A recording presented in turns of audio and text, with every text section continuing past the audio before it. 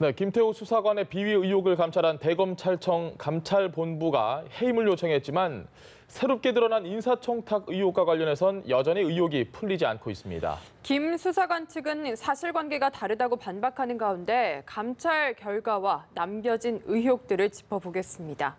차재원 부산가톨릭대 교수, 이경수 전 새누리당 부대변인 모셨습니다. 안녕하십니까? 네, 안녕하십니까? 안녕하십니까?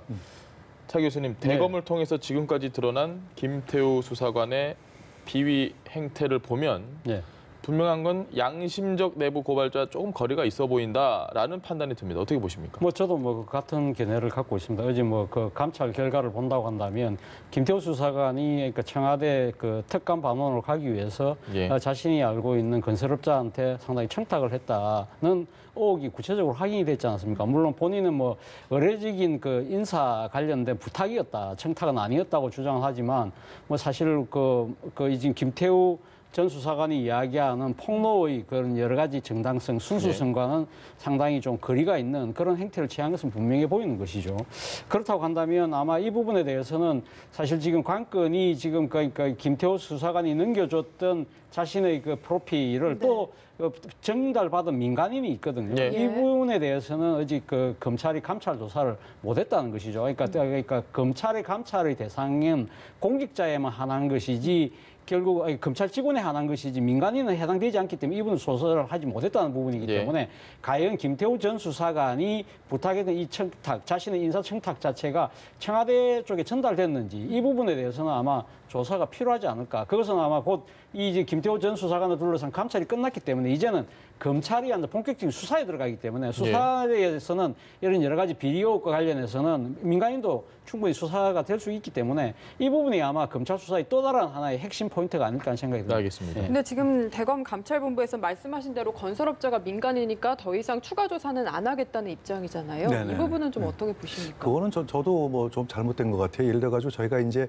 과거 최순실 사건을 이제 볼 때 최순실 민간인이 아니었습니까? 하지만 민간인이지만 권력의 핵심부하고 관련이 있고 그 가운데에서 권력과 어떤 형태의 어떤 주고받은 것이 있다 해서 거기서 시작된 게 이제 최순실 사건이기 때문에 이 김태우 수사관 사건이 이거예요. 김태우 그 수사관이 건설업체 최모 씨라고 하는 사람, 이 사람은 이제 제가 볼 때는 현 정부가 출범하기 이전부터 알고 있었던 것 같아요. 이미 알고 있었던 것 같고, 근데 알아보니까 차기 정권에서 그때 기울어지는 운동장이라고 해가지고 이미 이제 정권은 아마 문재인 대통령 쪽 갈 것이라는 전망들이 많았고, 그럼 그 가운데에서 문 정권에서 가장 핵심 중에 한 명이 이제 조국 수석인데, 조국 수석이 마치 부산의 모고등학교 출신이다. 그 나도 모고등학교 출신이고 내가 조국 수석 잘 알았다. 이 정도 아마 좀 이렇게 뭐랄까 좀 표현하기 좀 어려운데 좀 자기 자랑을 했을 거예요, 최모 씨가. 그러다 보니까 이제 김태우 수사관이 그렇다면은 나도 지금까지 청와대 계속 근무했는데 암행어사거든요, 감찰반이.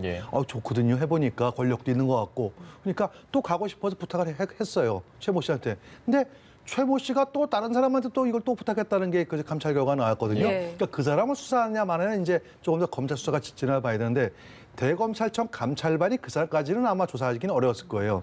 감찰이니까. 하지만 정식으로 이 문제는 수사가 들어가야 된다고 생각을 해요. 그래서 정말 그 건섭 최모 씨가 또 다른 A 씨는 과연 누군지, 그 관계는 어떤 관계인지, A 씨가 정말 누구한테 청와대 누구한테 청탁했는지 안 했는지 이거는 검찰 수사를 통해서 분명히 밝혀야 될 겁니다.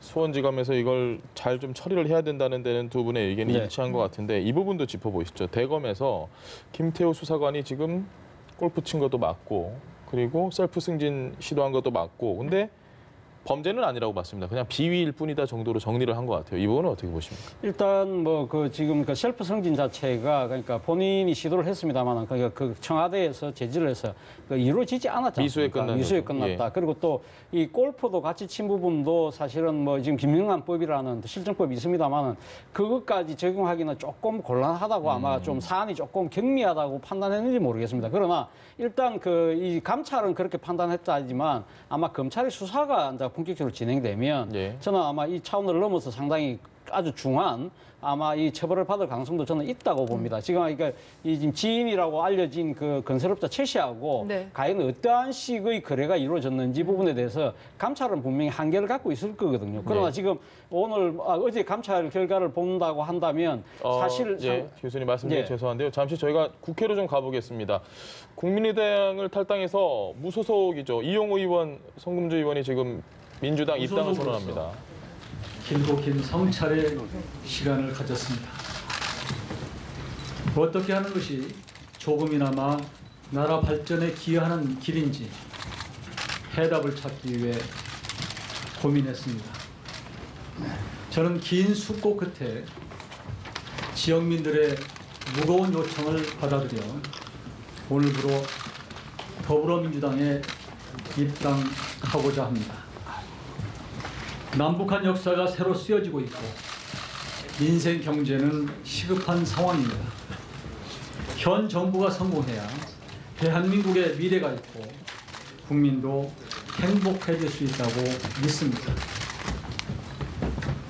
현 정부의 성공을 뒷받침하기 위해 제 역할을 다하겠습니다. 남원 임실 순창 지역 발전과 통합에도 적극 나서겠습니다. 최근 현 정부의 집권 3년 차를 앞두고 정치, 경제, 사회적으로 갈등은 심화되고 있고 현 정부에 대한 기대치도 점차 낮아지고 있는 상황입니다. 이럴 때일수록 작은 힘이나마 보태는 것이 이럴 때일수록 작은 힘이나마 실어줘야 한다고 판단했습니다. 어디에 있든 당당하게 할 말을 하는 정치인이 되겠습니다. 현 정부의 성공을 위해 정부 여당이 초심을 잃지 않도록 새로운 자극제가 되겠습니다. 저희 오랜 고민과 선택에 응원과 격려를 부탁드립니다. 감사합니다.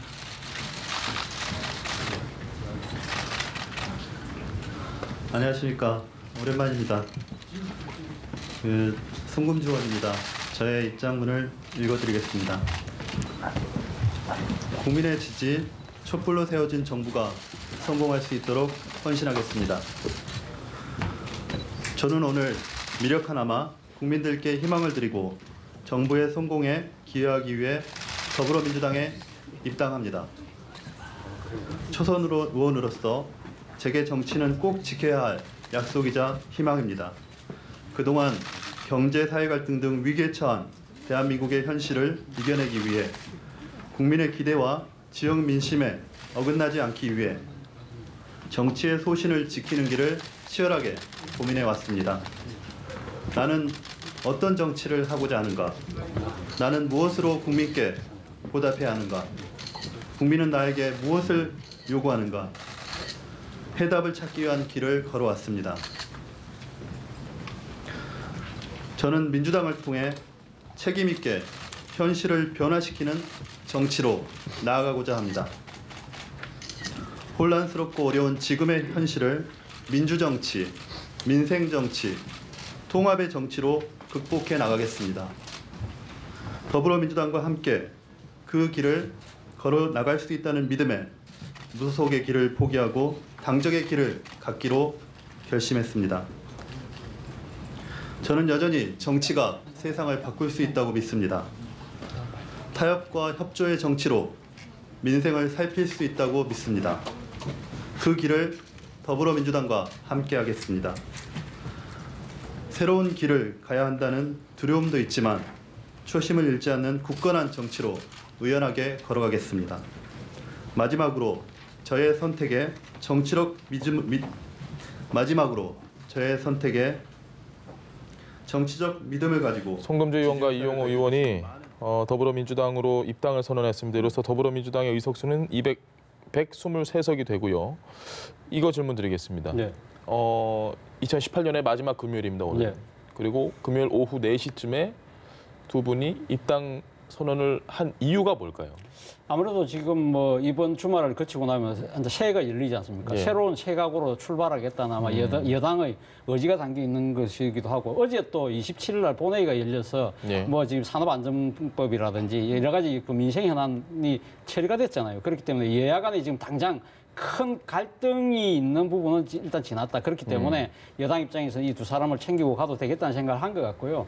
두 사람 입장에서 봤을 때는 제가 생각했을 때는 그때 국민의당이 예. 이 그 당시 바른정당과 합당할 때 두 분은 가지를 않았거든요. 예. 그리고 무소속으로 남았다는 것이죠. 그러니까 그때 같이 합당하지 않은 상당수의 호남 의원들이 평화민주당을 만들었는데 이 두 분은 안 갔다. 민주평화당을 만들었는데 이 두 분은 안 갔다는 것이죠. 그렇기 때문에 이 두 분의 그 아마 이번에 여당 행 자체는 사실은 시간 문제였다. 예. 그리고 지금 본인들이 지금 몸담고 있는 호남의 정서 자체가 지금 아무래도 더불어민주당 쪽이 상당히 우호적인 측면 그런 것도 있는 것이고 또 아마 상당 기간 지금 무소속을 해보면서 느꼈던 무소속을 한 게 이기 때문에라도 아마 그대 정당으로 들어갈 수밖에 없는 현실적인 선택을 하지 않았나 생각이 듭니다. 네. 얼마 전에 이학재 의원도 네네. 그렇고요. 뭔가 민주당과 한국당으로 뭉쳐지는 느낌이 들긴 하거든요. 그렇죠. 좀 어떻게 보십니까? 네. 지금 이제 일단 물꼬는 그 자유한국당이 먼저 텄죠. 이학재 의원이 이제 입당하면서 물꼬를 이제 텄는데 여기에 이제 질세라 민주당도 이제 오늘 두 분이 이제 입당하는데 입당을 신청한 것은 이제 본인 두 분의 이제 개인적 이유가 있을 거예요. 예. 이 개인적 자유는 이제 지역 정서도 있을 거고 여러 가지가 있을 수 있는데 그럼 이 시기에 왜 민주당이 안 받을 수도 있거든요. 아니면 네. 좀 기다려야 할 수도 있는 거고 왜 받았을까? 하면은 두 가지 이제 목적이 있다고 보여지는데 첫 번째는 이제 정말 자유한국당하고 세대 결을 한번 가야 되겠다. 왜냐하면 이제 정당 지지율 자체가 점차적으로 줄어들고 민주당은 있습니다. 줄어들고 있고 자유한국당 올라가는 추세니까 여기에 이제 어느 정도 브레이크를 걸 필요가 있다라는 생각이 하나가 있는 것 같고 두 번째는 지금 어떻게 보면 자의적이 아니라 비자의적인 다당제가 돼버렸거든요. 네. 그러니까 이걸 갖다 어느 정도 좀 정리할 필요는 있다라는 것도 아마 여당 입장에서 볼 때는 앞으로 향후 전국을 이끌어가기 위해서는 어느 정도 정리할 필요가 있다는 생각에서 아마 오늘 두 분의 입당을 받은 것 같습니다. 알겠습니다. 저희가 아까 하던 얘기를 좀 이어가서요. 지금 운영위에 조국 수석이 네. 출석을 하기로 했습니다. 네. 문재인 대통령의 결단이 가장 주요한 요인이었던 것 같은데 여야는 이걸 해석하는 게 좀 달랐습니다. 저희가 그 내용 듣고 나서 본격적으로 이야기 나눠보시죠. 더 이상의 거짓 주장에 놀아나는 국회의 모습을 보이지 않도록 지금 단계에서 밝힐 수 있는 실체적 진실을 밝히는 데 최선을 다하겠습니다. 사건의 본질은 너무나 명확합니다. 김태호라는 파렴치한 그 범죄 혐의자가 자신의 비리를 덮기 위해 온갖 거짓말을 지어내고 있습니다. 그렇기 때문에 국회가 이런 사람의 이야기에 춤을 추는 그런 꼴이 되어서는 안 된다고 생각합니다. 청와대는 문재인 대통령의 결단으로 어제 회의가 이루어졌다 이런 이야기를 하는데 저는 청와대로서는 어쩔 수 없는 결정이었다고 생각을 합니다. 청와대는 대통령 결단하고 미화하기에 급급한데 저는 미화할 때가 아니라 대통령이 응답할 때라고 생각을 합니다. 나경원 원내대표가 청와대는 어쩔 수 없는 결정이었다고 생각한다라고 네. 했습니다. 동의하십니까?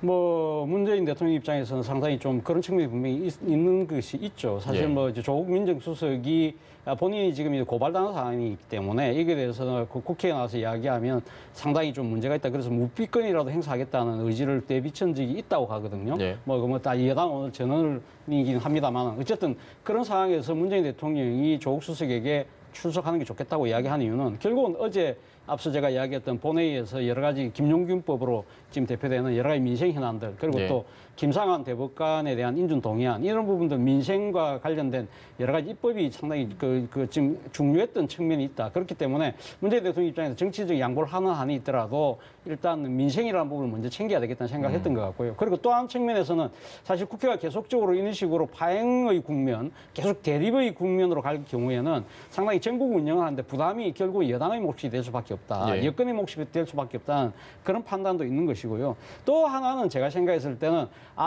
이 지금 김태호 전 수사관과 관련된 여러 가지 비리와 관련해서 아마 문재인 대통령 나름대로는 상당히 자신감을 또 내비친 것이 아닐까. 예. 이거 충분히 정면 돌파해도 된다. 조국 수석이 상당히 그러니까 문재인 대통령 입장에 봤을 때는 국민들한테 국민이 대의기관인 국회에 나가서 충분히 설명을 하면 아마 충분히 그 납득이 되고 이해가 될 수 있을 거라는 사안이라는 그런 자신감. 그리고 또 이준정과는 우리는 차별화된다는 모습. 뭐 이런 여러 가지 생각을 한 결과가 아닐까 하는 생각이 알겠습니다. 어쨌든 한국당이 강하게 주장을 해서 조국 수석이 출석하게 됐는데 네네. 이 부분 좀 어떻게 평가하십니까? 저는 이제 근본적인 문제를 제기하고 싶어요. 예. 민정수석이 왜 국회 출석하지 않죠? 관행이라고 하는데 무슨 관행? 그러니까 이유는 뭐 이런 이유가 있어요. 민정수석은 이제 주요 인사를 다루기 때문에 국회 출석했을 경우에 인사에 대해서 이제 얘기를 하게 되면은 혹시 그 뭐 잘못되는 뭐 인식을 줄 수도 있고 그다음 개인 뭐 비밀이 뭐 이렇게 노출될 수도 있고 하는 그것 때문에 안 한다 그러는데 국무총리는 국회 출석하고 부총리도 출석하는데 민정수석이 부총리나 국무총리는 높은가요? 그거 아닌 것 같아요. 예. 그리고 이게 언제부터 이렇게 관행이 됐습니까? 그것도 없어요. 언제부터였는지. 노무현 대통령, 문재인 대통령께서 노무현 정부 당시에 민정수석 계셨을 때 예. 출석한 적이 있었거든요. 근데 그 이후에 그냥 자연스럽게 관행으로 돼서 이건 잘못된 관행이다. 이거는 오히려 말이에요. 저는 이런 생각해 봅니다. 박근혜 정부 당시에 우병우 수석이 민정수석일 당시에 국회 출석을 했다면은 예. 아마 최준 사건이 터지지도 않을 거고 박근혜 대통령이 아마 탄핵도 안 당했을 거예요. 그 쓸데없는 관행이라는 거 그것 때문에 민정수석이 국회 출석 안 하는 바람에 오히려 사건은 더 커서 한 정권의 운명까지 좌우했다는 말씀을 드리고요. 그래서 차체에 민정수석이 국회에 출석하는 것은 관행이 아니라 당연히 해야 된다는 말씀을 드리고 싶고 예. 다만 국회에서 인사에 관한 질문이 나왔을 때는 그거는 인사에 관한 부분은 개인 뭐 정보보호법이라든지 여러 가지 법 때문에 제가 답변 드릴 수 없습니다라고 하면 되는 것이지 무조건 민정수석은 안 하는 게 관행이다라는 것은 이번 기회에 아예 좀 바꾸는 게 좋겠다라는 말씀드리고 그래서 저는 그런 차원에서 예. 지금 대통령께서 좀 나가라 하는 이유는 여러 가지 이유가 있겠지만 저 그것보다도 조금 이제는 새로운 과거 정부하고 달리 새롭게 좀 관행을 좀 바꿔보자라는 그런 뜻에서 했다는 것에 좀 점수를 좀 더 주고 싶습니다. 알겠습니다. 운영위가 얼마나 중요한지 지금 시청자 여러분들도 충분히 인지를 하고 계실 텐데 이 와중에 예.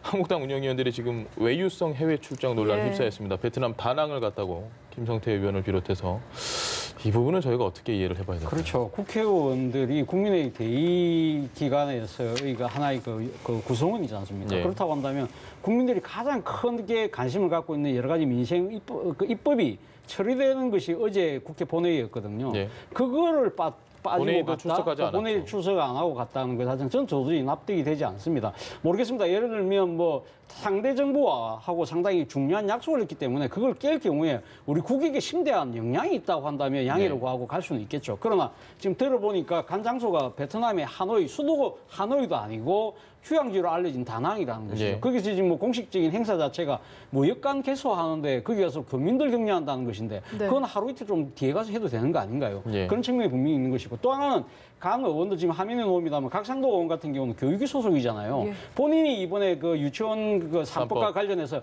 강력하게 반대했던 그 장본인이거든요. 예. 이 중요한 지금 협상의 국민에서 정작 당사자가 빠져나가는 이런 상황에 대해서 지금 이 협상을 지켜보는 국민들은 어떻게 생각하겠습니까? 마찬가지로 지금 같이 간 신보라 의원 같은 경우도 한노이거든요. 한노이죠, 예. 어제 그 김용균법이 또 한노이 그 담당 현안이지 않습니까? 그런 부분들이 도저히 이해가 안 되는 것이고 또 세 번째는 제가 생각해 아까 국회 운영위 말씀하셨는데 지금 국회 운영위는 지금 하민에 놓습니다. 나경원 의원이 자유한국당의 원내대표가 되면서 사실 원내 부대표들을 다 바꿨어요. 예. 바꾸면 그 사람들이 자동스럽게 이 운영위원으로 들어와야 되는데 이 같이 간 어제 외유관 분들이 운영위원회에 배당된 예산을 쓰기 위해서 이분들을 교체를 미뤘다는 거예요. 그럼 결국은 뭡니까? 이 김성태 자유한국당 원내대표 시절에 고생했던 분들한테 일종의 보상을 주기 위해서 일부러 운영위원 교체를 미뤘다? 이거 도대체 그것이 과연 출정을 위한 것일까? 아니면 보상용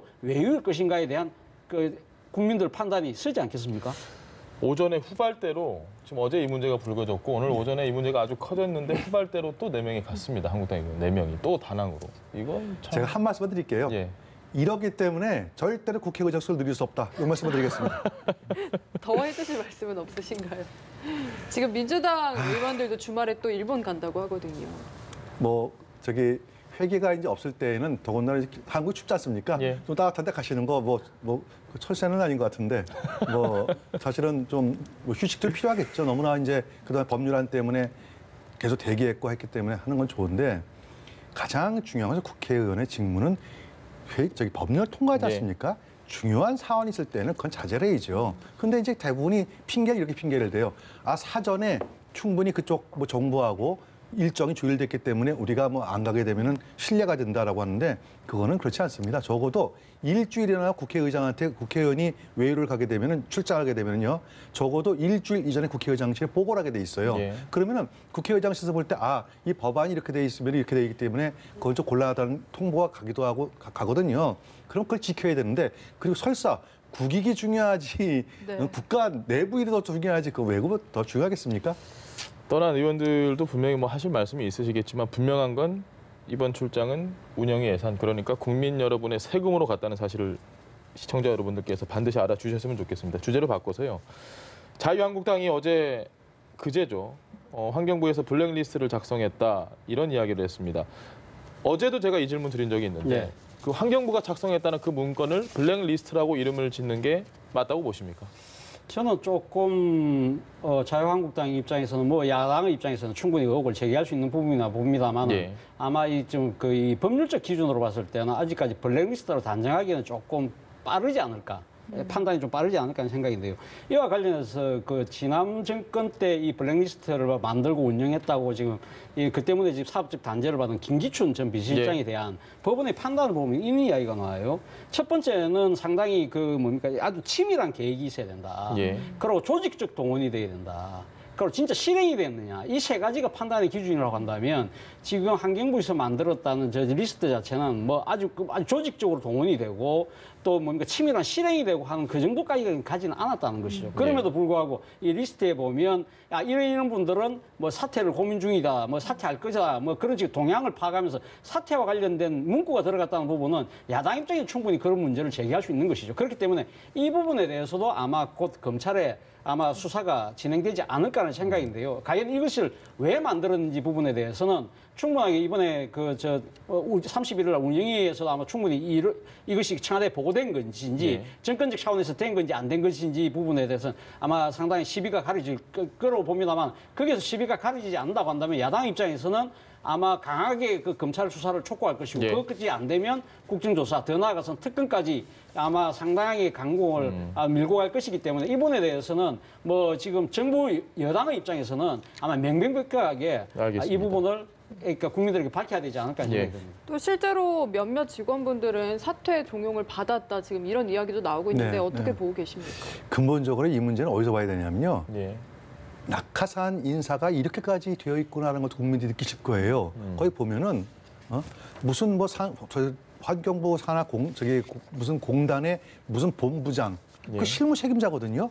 실무 책임자까지도 낙하산으로 다 내려보냈다는 거예요. 그리고 그 다음 정부는 그 낙하산으로 내려온 사람을 빨리 내보내야 또 내 편 갖다 집어넣어야 된다라는 거기서부터 이 문제가 출발했어요. 참 답답한 노릇이죠. 낙하산 인사 전 반대하지 않는 사람이 아닙니다. 반대 안 합니다. 하는데 제대로 자격 있는 사람을 보내라는 얘기죠. 자격이 없는 사람이 가니까 이런 문제가 발생하는 거거든요. 그러니까 두 번째는 이게 관행이에요, 사실은. 전 정부에서도 그 전 정부에서도 정권이 바뀌게 되면은 산하 기관에 누구는 빨리 전 정부에서 임명한 사람이니까 빨리 자리 비우고 가야 되는데 안 비우고가 왜? 임기가 있으니까. 그런데 임기가 있지만 그거는 그 사람이 정말 정정당당히 능력이 돼가지고 공채한 사람이 아니에요. 대부분이 낙하산 내려간 사람이잖아요. 그럼 낙하산 내려가는 것은 그 정권의 전리품 형태로 내려갔기 때문에 사실 정권이 바뀌면 운명을 같이 해야 되는.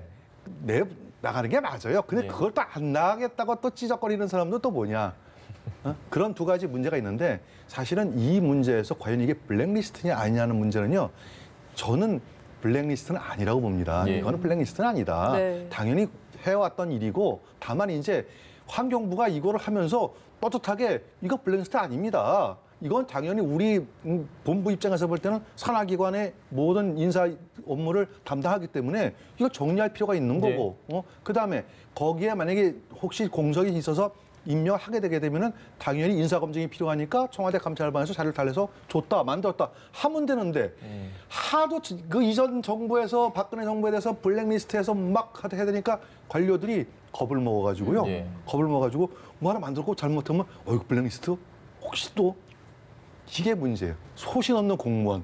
그다음에 마치 저기 산하기관을 정권의 전리품을 생각하는 권력 담당자들 이런 분들이 짬뽕 돼가지고 만든 사건이 바로 이 사건이 아닌가 그렇게 보여집니다. 알겠습니다. 네, 오늘 두 분 말씀은 여기서 정리해 보겠습니다. 차재원 부산 가톨릭대 교수, 이경수 전 새누리당 부대변인 함께했습니다. 말씀 감사합니다. 네, 고맙습니다.